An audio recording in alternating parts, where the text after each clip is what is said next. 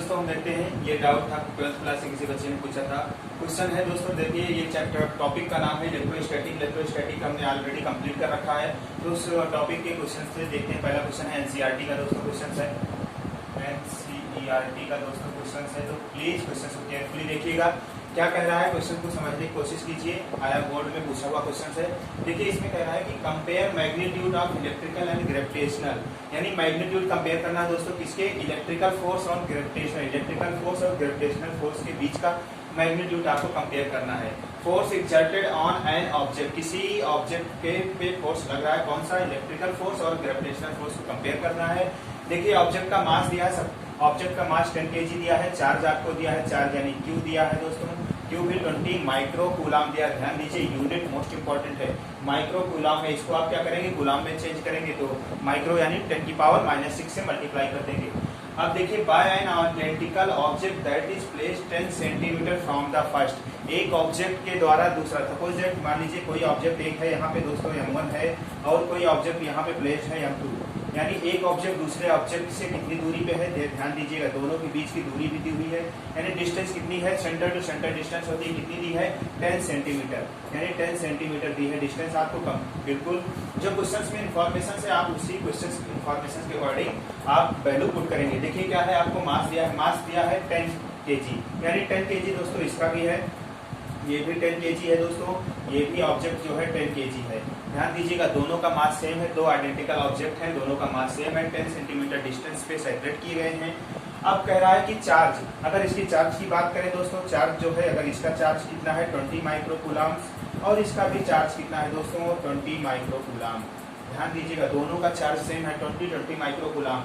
अब आपसे पूछा है इलेक्ट्रिकल एंड ग्रेविटेशनल फोर्स, तो दोस्तों पहले हम इलेक्ट्रिकल टॉपिक पे देखते हैं इलेक्ट्रिकल फोर्स क्या होता है। अगर हम बात करें इलेक्ट्रिकल फोर्स की, तो एफ ई इलेक्ट्रिकल फोर्स की बात करें तो आप जानते हैं अकॉर्डिंग टू कूलाम्स लॉ क्या कहलाता है, जब दो ऑब्जेक्ट हो, कोई भी स्टेशनरी ऑब्जेक्ट हो, दो ऑब्जेक्ट एक दूसरे से कुछ डिस्टेंस पे सेपरेट किए रहते हैं, तो एक ऑब्जेक्ट के द्वारा दूसरे ऑब्जेक्ट पे जो इलेक्ट्रोस्टैटिक फोर्स लगता है कितना लगता है, ध्यान दीजिए कूलाम्स लॉ के अकॉर्डिंग कितना लगता है। अगर मान लीजिए हम k को कांस्टेंट लिखते हैं, k q1 q2, अगर एक का चार्ज q1 है दोस्तों, इसका चार्ज q2 है, तो क्या होगा q1 q2 बाई क्या होता है r स्क्वायर, यानी चार्ज के डायरेक्टली प्रोपोर्शनल, चार्ज के प्रोडक्ट के डायरेक्टली प्रोपोर्शनल होता है फोर्स। यहाँ इधर देख सकते हैं चार्ज फोर्स जो होता है, अगर इलेक्ट्रिकल फोर्स की बात करें दोस्तों तो चार्ज के प्रोडक्ट के डायरेक्टली प्रोपोर्शनल होता है, यानी Q1 Q2 के डायरेक्टली प्रोपोर्शनल होगा।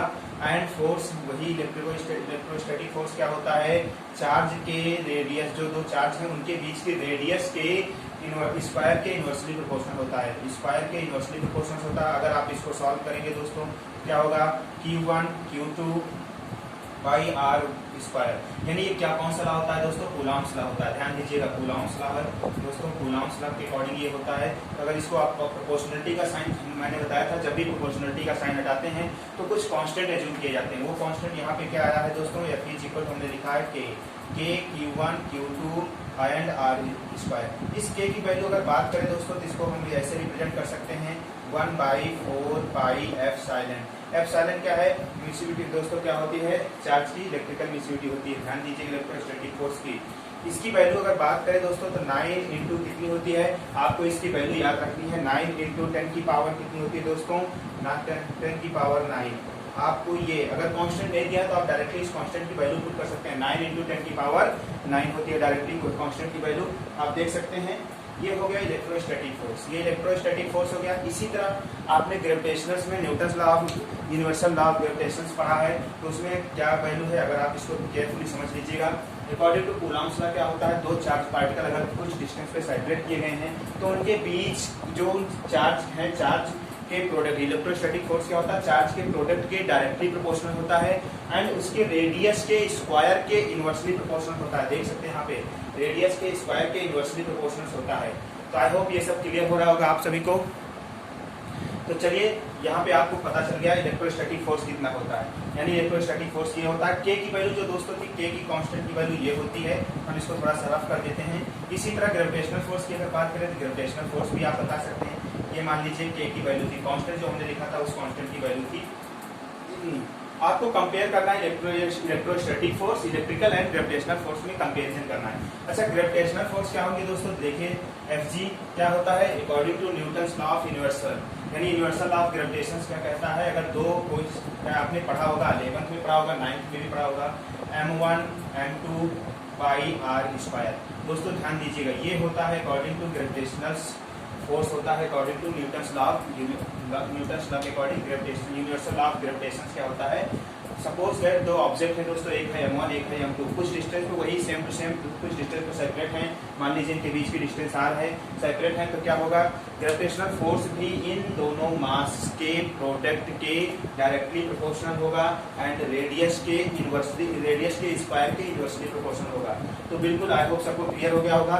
तो चलिए देखते हैं, ये वैल्यू है, आपको कंपेयर करना है दोनों के बीच में। तो आपका ये हो गया इलेक्ट्रोस्टैटिक फोर्स दोस्तों, इलेक्ट्रिकल फोर्स हो गया। अब हम बात करते हैं ग्रेविटेशनल फोर्स की। ग्रेविटेशनल फोर्स को हम Fc से दिखा रहे हैं, तो ग्रेविटेशनल फोर्स कितना हो जाएगा दोस्तों, capital G m1 m2 by r square. अब आपको दोनों को कंपेयर करना है, तो कंपेयर करने का मतलब हम क्या कर देते हैं, दोनों को डिवाइड कर देते हैं। चलिए दोनों को डिवाइड कर देते हैं, देखते हैं कितना आता है, क्या वैल्यू आती है। अब आपको क्या है, रेडियस तो दोनों ऑब्जेक्ट के बीच की सेम है, तो आपकी ये रेडियस से कैंसिल आउट हो जाएगी। अब देखिए चार्ज, इसका चार्ज 20 माइक्रोफैरड है, दूसरे का भी चार्ज 20 है, इसका मास 10 है kg, दूसरे का मास भी 10 kg है। तो आप वैल्यू को पुट कर दीजिए, देखिए क्या आता है, सॉल्व करके देखिए। तो क्या हो जाएगा दोस्तों, यहाँ पे हम सॉल्व कर दे रहे हैं, k की वैल्यू, कांस्टेंट वैल्यू मैंने बताया, k की वैल्यू कितनी होती है, k की वैल्यू आपको होती है 9 × 10 की पावर 9।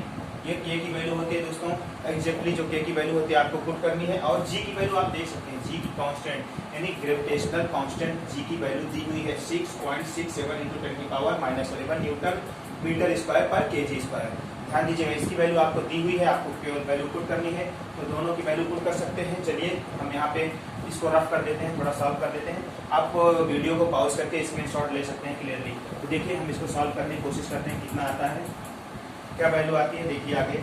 चलिए आपको क्या है, ये आप तो आर से आर कैंसिल हो गया, क्योंकि दोनों के बीच की डिस्टेंस जो थी सेम थी। तो क्या बचा दोस्तों, k बचा इंटू, आप बताइए ऊपर क्या, q1 q2 by capital G into m1 into m2, ये दोनों बची की वैल्यू आपको वैल्यू पुट कर देनी है। k की वैल्यू कितनी है दोस्तों, 9 × 10 की पावर 9 इंटू ये 20 माइक्रोफैरड था दोस्तों, ये 20 इंटू दूसरा भी 20 है, दोनों के चार्ज दोनों सेम थे 20 बट माइक्रोफैरड थे। तो दोस्तों यहाँ पे ध्यान दीजिएगा, अगर कहीं पे लिखा है 20 माइक्रोफैरड, माइक्रोफैरड नहीं है, कूलाम है, क्योंकि दोस्तों चार्ज है, कैपेसिटर नहीं है, चार्ज है। तो इसको क्या कर सकते हैं, माइक्रो 20 × 10 की पावर -6 कूलाम कर सकते हैं, यानी चार्ज को आप लिख सकते हैं। जो माइक्रोन की जो वैल्यू होती है 10 की पावर -6 होती है।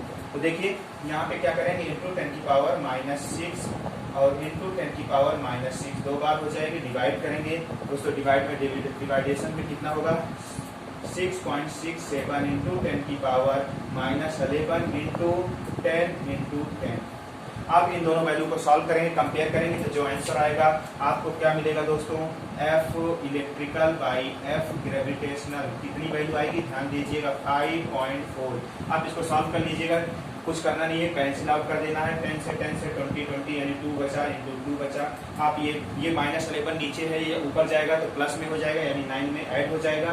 यहाँ पे 6 × 6 है, 2 बार 6 है, 12 हो जाएगी टोटल पावर, वो टोटल पावर माइनस हो जाएगी, 19 में से 12 माइनस कर देंगे, उसके बाद डिवाइड कर देंगे, तो आपको मिलेगा 4.4 इंटू 10 की पावर 14 दोस्तों, 10 की पावर 14, ये आएगा आपका आंसर। तो ध्यान से देखिए केयरफुली, आपको जो वैल्यू मिली है, यानी दोनों को कंपेरिजन करना था, दोनों को कंपेयर करना था और कुछ नहीं करना था, ओनली कंपेरिजन करना था। इलेक्ट्रोस्टैटिक फोर्स जो होते हैं दोस्तों, इलेक्ट्रोस्टैटिक चैप्टर है, पहला चैप्टर है, तो इसके जो न्यूमेरिकल थे, आपको electrostatic force according to Coulomb's law मैंने बताया है, कितना होता है, k × Q1 Q2 दोनों चार्ज के प्रोडक्ट के डायरेक्टली प्रोपोर्शनल, रेडियस के स्क्वायर के inversely proportional. Same to same ऐसे ही ग्रेविटेशनल फोर्स भी होता है, तो दोनों को हमने कंपेयर कर दिया, सॉल्व कर दिया, बिल्कुल सिंपल था। ये पिछली बार आई थिंक 2018 एंड 16 में ये क्वेश्चन पूछा गया था, तो मोस्ट इंपॉर्टेंट है। सो केयरफुली, आई होप सबको समझ में आ गया होगा। किसी को कोई डाउट हो तो प्लीज कमेंट में आप पूछ सकते हैं, एंड प्लीज सब्सक्राइब जरूर कीजिएगा, सब्सक्राइब जरूर करें।